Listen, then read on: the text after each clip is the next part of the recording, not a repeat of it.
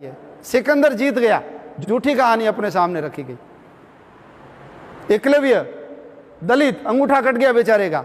अरे वो तो ठीक है, लेकिन एकलव्य था कौन?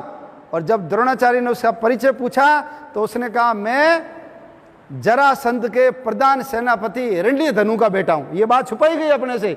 तो या तो एकलव्य था, वो दलित नहीं था, और यदि एकलव्य दलित था तो दलित क्या बनते थे?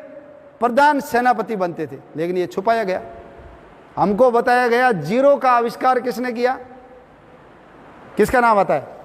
आर्यभट्ट का नाम आता है। आर्यभट्ट हुआ 2000 साल पहले। और यदि जीरो का आविष्कार आर्यभट्ट ने किया है तो बोलो 5000 साल पहले जो अक्षौहिणियों में सेनाएं होती थी, 18 अक्षौहिणी, उसकी गिनती कैसे होती थी?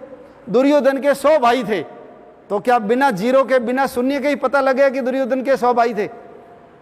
रावण के कितने माथे थे? 10 शीश थे, 10 सिर और 20 भुजाएं। तो बिना जीरो के 10 शीश और 20 भुजाओं की गिनती होगी क्या? बाकी लोग तो हमारे संवत्सर के आसपास भी टिकते नहीं है। 5000 साल किसी की है ही नहीं गिनती। और हमारे भगवान राम तो 8,80,000 साल पहले पैदा हो गए। तो हिंदू समाज का इतिहास कम कैसे किया जाए, इसलिए जानबूझ करके उन्होंने बताया कि आर्यभट्ट ने जीरो का आविष्कार किया। ऐसी कितनी बातें, कितनी बातें। हम सब जानते हैं कुंभ कितने साल बाद आता है? 12 साल बाद आता है। तो 12 साल बाद यदि कुंभ आता है, इसका मतलब है हमारे बाप दादों को यह पता था ना कि 12 साल ही क्यों? बृहस्पति ग्रह है, उसको गुरु भी बोलते हैं। उसका नाम गुरु क्यों बनाए? क्यों? क्योंकि सबसे बड़ा ग्रह यदि कोई है तो वो है बृहस्पति, और जो बड़ा होता है उसको हम गुरु भी बोलते हैं। इसलिए उसका नामकरण भी क्या किया है? गुरु, बृहस्पति। तो बृहस्पति सूर्य के चक्कर लगाने के लिए उसको 12 साल चाहिए, वापस उसी राशि में आने के लिए 12 साल लगते हैं। इसका मतलब हमारे बाप दादों को पता था ना कि बृहस्पति की जो साइकिल है वो 12 साल की। तुमको कितने साल पहले पता लगा? ये नासा वगैरह तो 60-70 साल पहले बनी है। हबल का आविष्कार कितने साल पहले हुआ? 60-70 साल पहले। तो हमारे यहाँ तो हजारों सालों से ये गणनाएं होती रही है। इसलिए हम सब चीज़ों के अंदर अव्वल थे, ऊपर थे। लेकिन बीच के कालखंड के अंदर ये हम सब लोगों को पढ़ा करके ऐसा बना दिया कि जो कुछ भी अच्छाई थी वो तो पश्चिम से आई, हमारे यहाँ तो कोई अच्छा था ही नहीं। ये देखो, आज से 50 साल पहले जब हम खेती करते थे तो हमको कहते थे कि गोबर से कोई खेती होती है क्या? क्या करो?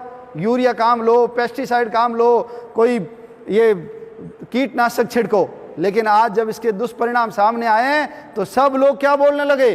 उन्होंने कहा जैविक खेती करिए, ऑर्गेनिक खेती।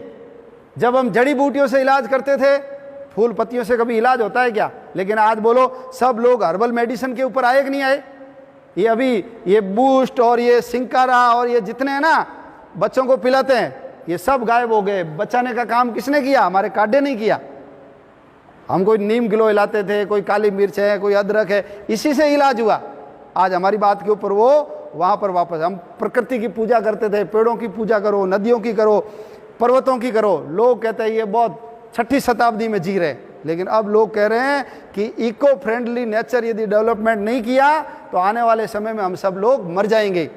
योग, सूर्य नमस्कार, प्राणायाम, ये सारी चीज़ें मान रहे हैं। अब हम जब ध्यान की बात करते थे कि ज्ञान प्राप्त करना, ध्यान लगाओ, लोग कहते थे ध्यान से कभी ज्ञान होता है क्या?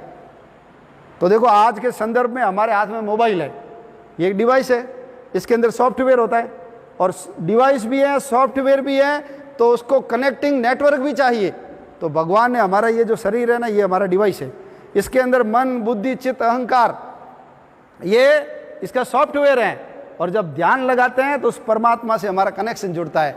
और जैसे आज यहाँ बैठे हमको न्यूयॉर्क टाइम का अखबार पढ़ना है, तो आप या तो विमान पकड़ करके वहाँ जाओ, जाने में 20 घंटे लगेंगे, और आज का अखबार कल जा करके पढ़ोगे। और दूसरा, मोबाइल उठाइए और उसके अंदर 5 मिनट में डाउनलोड करके पढ़ लीजिए। जब ध्यान लगाते थे तो हमको सारी चीज़ें मिल जाती। लोग आज ध्यान के ऊपर आ रहे हैं, यानी हमारी सभी बातों के ये जो सिद्धांत थे उनको सब लोग वापस स्वीकार कर रहे हैं।